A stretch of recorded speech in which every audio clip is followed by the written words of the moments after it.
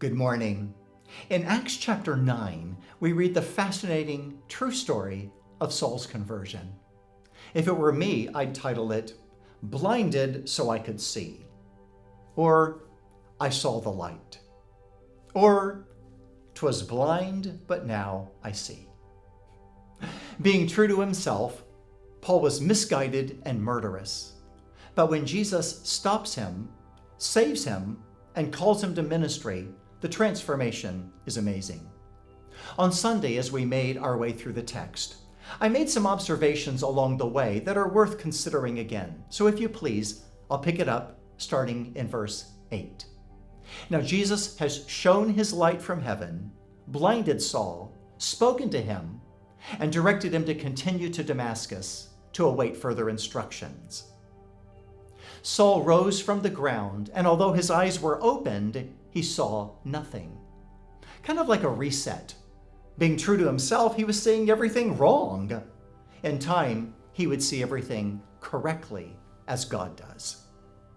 Now, those who were living in Damascus may have heard about his impending arrival, so imagine their surprise when, rather than strutting into town with his entourage, ready to arrest anyone belonging to the way, instead, well, here's what they see. So they led him by the hand and brought him into Damascus. And for 3 days he was without sight and neither ate nor drank. Now, as a Pharisee, it was common practice to fast, sometimes twice a week. So he resorted to doing what he knew to do as he awaited instructions from Jesus.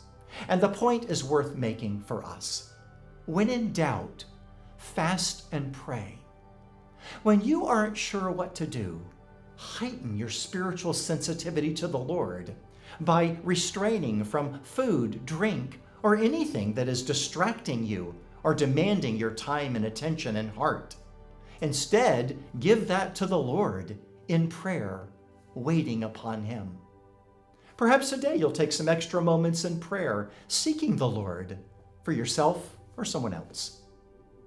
Now, there was a disciple at Damascus named Ananias. So the Lord knows us by name and even where we live. The Lord said to him in a vision, Ananias? And he said, Here I am, Lord. Now that's a great response, isn't it? I mean, when the Lord speaks to us through His Word, by an impression in our spirit, that's an honorable response. Here I am, Lord. Meaning, I'm listening to you, I'm here for you, I'm available. Clearly, he isn't inattentive or resistant. So we made that point. When in prayer, yield to Jesus as Lord. Affirm that you are a humble servant, ready to do your master's bidding. Affirm that you'll gladly follow his instructions. Well, from the text, it appears that Ananias' faith in the Lord is being tested. When the Lord directs him to go to Saul, Ananias counters with his concern about Saul's reputation.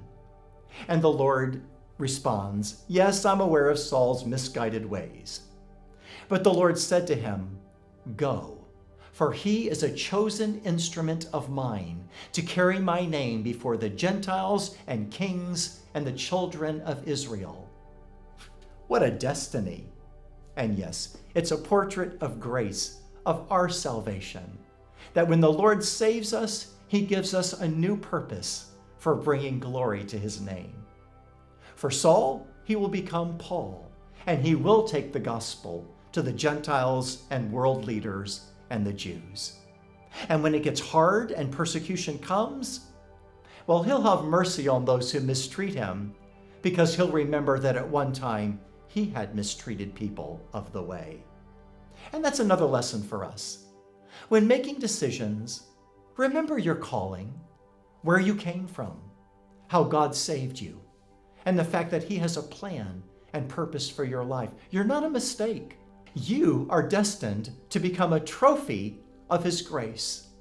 Now, doesn't that make you smile to know that God is going to make you that? He who began a good work in you will be faithful to complete it, even today. So today, look to Him. Trust him to work in you and to lead your life. As Vincent leads us in worship, join him in prayer and praise. God bless you. Take my life and let it be consecrated, Lord, to thee. Take my moments and my days, let them flow in ceaseless praise.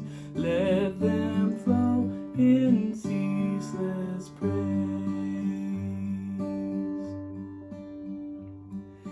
Take my hands and let them move at the impulse of thy love. Take my feet and let them be swift and beautiful for thee. Swift and beautiful for thee.